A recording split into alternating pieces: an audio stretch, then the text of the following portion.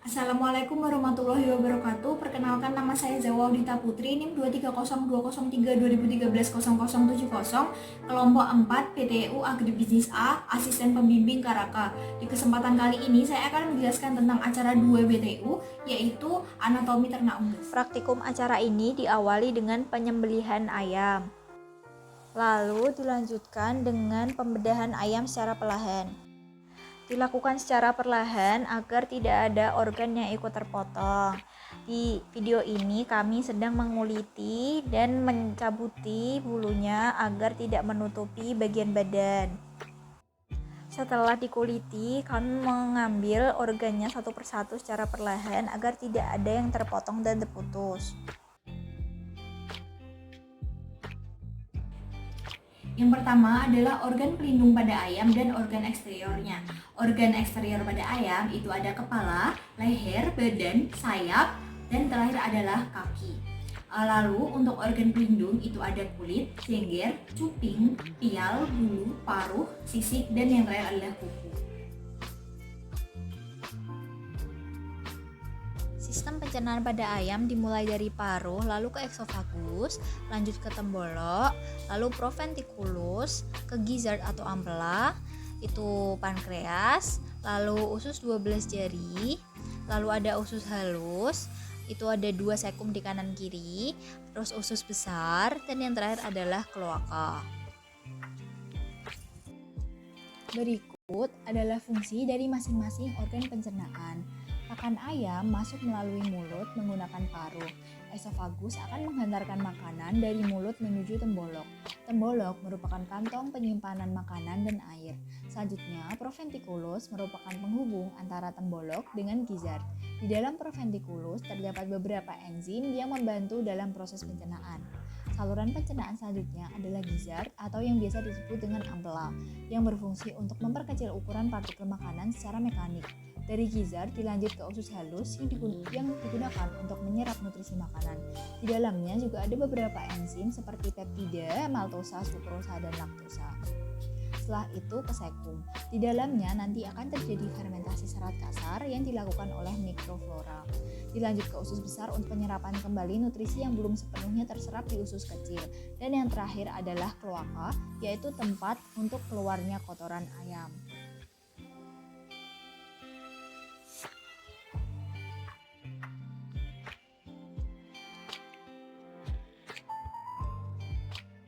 Sistem pernafasan dimulai dari hidung, dilanjutkan ke laring, lalu melewati trakea, lalu sring, lalu ke bronkus, lalu ke paru-paru yang dalamnya ada bronkeolus dan alveolus. Berikut penjelasan fungsi per organnya. Pernafasan ayam dimulai dari lubang hidung yang merupakan tempat masuknya udara. Selanjutnya, udara melewati laring untuk disaring dari benda asing sebelum masuk ke trakea. Setelah itu adalah trakea yang merupakan pipa yang terdiri dari cincin-cincin tulang rawan untuk jalan lewat udara. Di pangkalnya terdapat string yang bila bergetar akan membentuk suara pada ayam. String berfungsi sebagai kutub penjaga keseimbangan tekanan udara. Dilanjutkan ke bronkus. Bronkus merupakan percabangan dari trakea yang menghubungkan trakea ke paru-paru. Di antara adalah paru-paru yang mana adalah tempat pertukaran udara.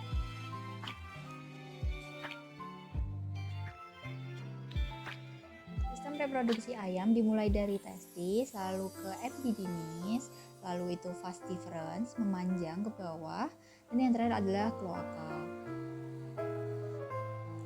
Organ reproduksi jantan pertama adalah testis yang memiliki fungsi untuk memproduksi spermatozoa, seminal plasma, dan hormon testosteron. Setelah itu ada epididymis yang merupakan saluran yang terbelah-belah dan berfungsi untuk alat transport, penyerapan air, pendewasaan, dan penyimpanan sperma. Di bawah epididymis terdapat vas deferens yang memiliki fungsi untuk menghubungkan bagian epididymis dengan penis dan berfungsi untuk menyalurkan sperma. Selanjutnya adalah penis. Penis ayam tidak berkembang seperti ternak lainnya sehingga agak sulit untuk diamati dan ditemukan. Penis berfungsi untuk menyemprotkan sperma ke dalam reproduksi betina saat terjadi perkawinan. Yang terakhir adalah kloaka yang memiliki fungsi untuk melindungi alat reproduksi terutama penis.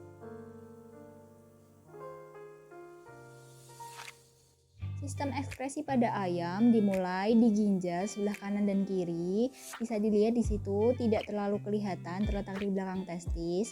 Setelah itu urin akan disalurkan melalui ureter langsung ke kloaka karena unggas tidak memiliki urinary bladder untuk menampung urin yang sudah dibuat tadi sehingga langsung dikeluarkan.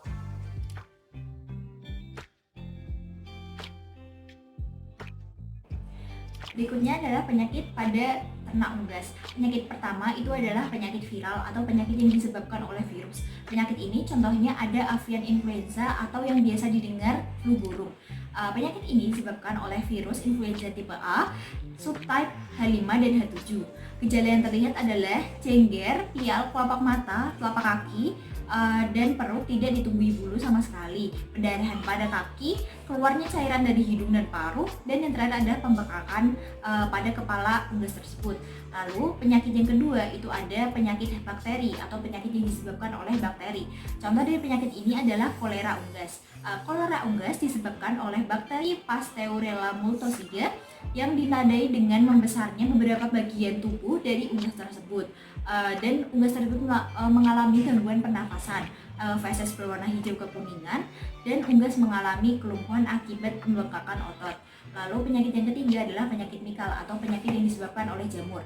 Contoh dari penyakit ini adalah penyakit ringworm. Ringworm ini disebabkan oleh cendawan atau jamur. Pada unggas, gejalanya berupa bercak kecil berwarna putih yang terletak di jengger dan dapat meluas ke bagian lainnya jika tidak segera diobati. Lalu jenis penyakit yang terakhir adalah penyakit parasit atau penyakit ini disebabkan oleh parasit pada unggas. Contohnya adalah Ascariasis yang merupakan penyakit cacing yang menyerang unggas dan disebabkan oleh Ascardia gali. Jika terinfeksi, unggas akan mencret, disertai lendir, selaput lendir pucat, pertumbuhan semakin terlambat, kekurusan, anemia, diare, dan terjadi penurunan produksi pada telur.